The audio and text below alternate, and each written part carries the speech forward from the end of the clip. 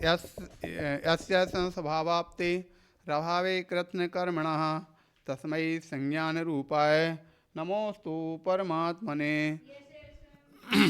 बोले अनंत अनंत परम सिद्ध भगवान की 1008 श्री शांतिनाथ भगवान की, आचार्य भगवान पूज्यपाद स्वामी महाराज की, आचार्य गुरुदेव विराग स्वामी महाराज की, अहिंसामयी विश्व धर्म की जय।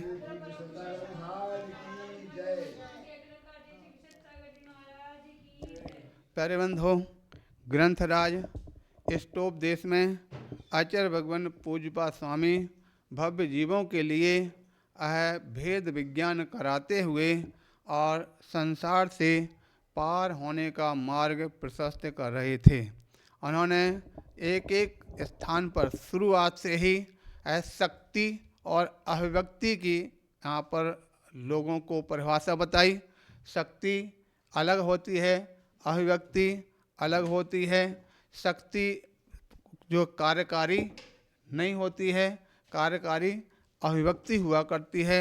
शक्ति रूप में तो संसार के अंदर प्रत्येक पदार्थ शक्ति रूप में पड़े हैं, उनकी कोई विशेष मान्यता नहीं होती है। हमने उसमें शक्ति और अभिव्यक्ति के बारे में कहा था। सोना जो है पत्थर में होता है, पत्थर के अंदर सोने की शक्ति है। अगर सोने के आभूषण तो हर व्यक्ति पहनता है, सोने को हर व्यक्ति छुपा करके रहता है लाखों की कीमत देकर। आजकल बोले सोने की इस प्रकार से कीमत बढ़ रही है, सोना इतना हवाई में उड़ रहा है। जो सोना पहले कभी आज से 50 साल पहले वह 100 रुपये का आता था, आज वह सोना 1 लाख से ऊपर चला गया। 50 साल पहले 100 रुपये का था, 50 साल के अंदर 1.25 लाख के 10 ग्राम के 1.25 लाख रुपये की कीमत उसकी हो गई है। इस प्रकार की स्थितियों में सोना और चांदी दोनों, चांदी को भी इसी प्रकार से हाल हो रहा। बोले चांदी भी 1.25 लाख रुपये किलो से ऊपर पहुंच गई। तो कहने का तात्पर्य है, सोना चांदी को हर व्यक्ति रखना चाहता है, ग्रहण करना चाहता है, उसका यानी प्रयोग करना चाहता है, आभूषण बना करके प्रयोग करना चाहता है। पत्थर में सोना है, पत्थर में चांदी है, सभी जानते हैं। तो ले जा करके एक पत्थर का आभूषण पहन लो, पत्थर को लटका लो अपने गले में, पत्थर को लटका लो अपने कान में। कोई लटकाएगा क्या?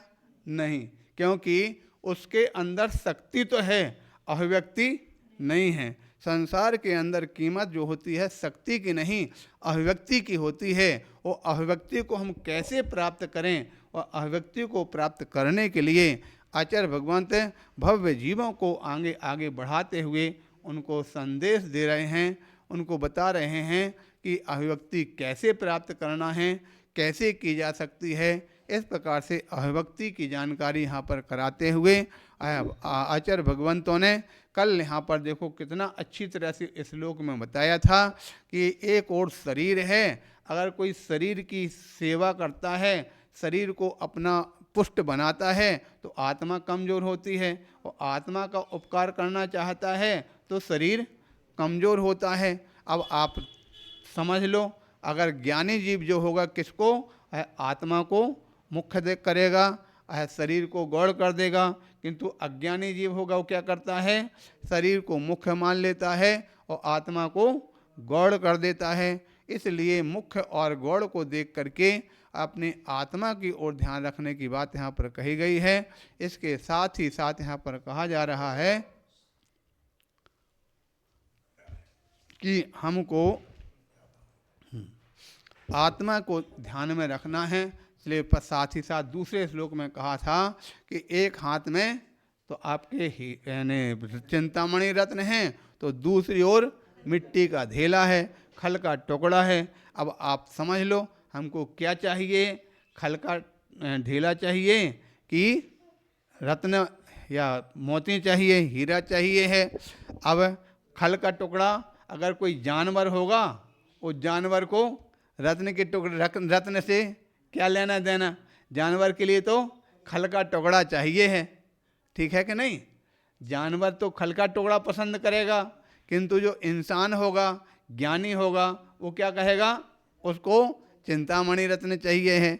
इसलिए अपनी ये बुद्धि पर निर्भर करता है, ज्ञान पर निर्भर करता है, हमें किस में अपना उपयोग लगाना है, क्या ग्रहण करना है, क्या छोड़ना है। जब इस प्रकार से हम विचार करते हैं तो हमारा उस वस्तु के प्रति हमारी व्यवस्था बन जाती है। इस प्रकार से यहाँ कथन किया गया। अब अगले श्लोक के माध्यम से आचार्य महाराज यहाँ पर बताते हैं, जो हम अभी ज्ञान की बात कर रहे थे, वह कौन सा व्यक्ति किस चीज़ में अपना उपयोग लगाता है, किसको स्वीकार करता है, किसको पसंद करता है, उसका उल्लेख करते हुए यहाँ पर आचार्य महाराज यहाँ पर बताते हुए कह रहे हैं क्या, श्लोक नंबर 21 यहाँ पे बताते हैं आत्मा का स्वरूप किस प्रकार का है। इस आत्मा के स्वरूप का कथन करते हुए बताया जा रहा। तो कहते हैं संवेदन सुभक्त्यस्य तनुमात्रो निरत्याः अत्यंत सौख्यवानात्मा लोकालोके विलोकिनः लोकालोके विलोकिनः। फिर से पढ़ते हैं एक बार। संवेदन सुव्यक्तस् तनुमात्रो निरत्याः अत्यंत सौख्यवानात्मा लोकालोके विलोकिनः। इस प्रकार से चाहे हिंदी का आप रोज छोड़ देते हैं। निज संवेदन प्रकट सुजीव होता देह प्रमाण सजीव सुख अनंत अविनाशी होय लोकालोक प्रकाशी होय।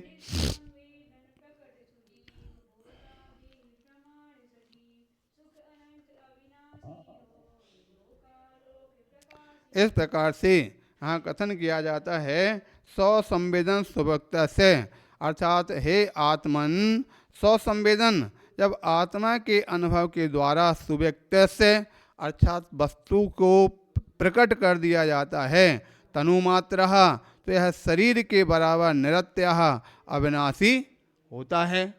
ठीक है।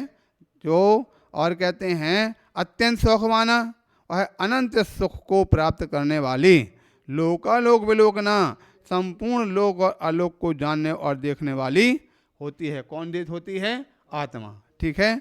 ऐसी आत्मा आत्म अनुभव के द्वारा स्पष्ट प्रकट है, शरीर प्रमाण है, अविनाशी है, अनंत सुख को देने वाली है, लोक और आलोक को जानने देखने वाली होती है। ऐसी उस अपनी आत्मा के स्वरूप को हमें अच्छी तरह से जानना है।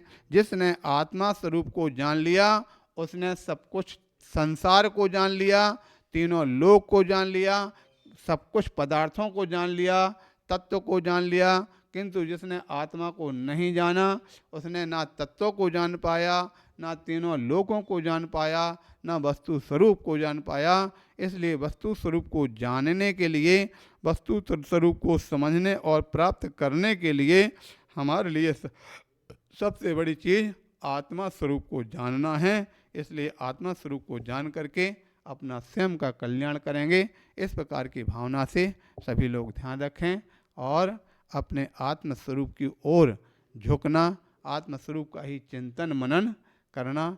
अभी अपने पास जैन साहब बैठे थे, उनका भी यही कहना था कि सारी की सारी चीज़ों का अगर कोई सार है तो आदि वह आत्मा से होता और अंत भी वह आत्मा को शरीर से भिन्न करने पर ही होता है।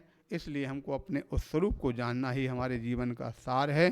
बोले 1008 श्री आदिनाथ भगवान की जय।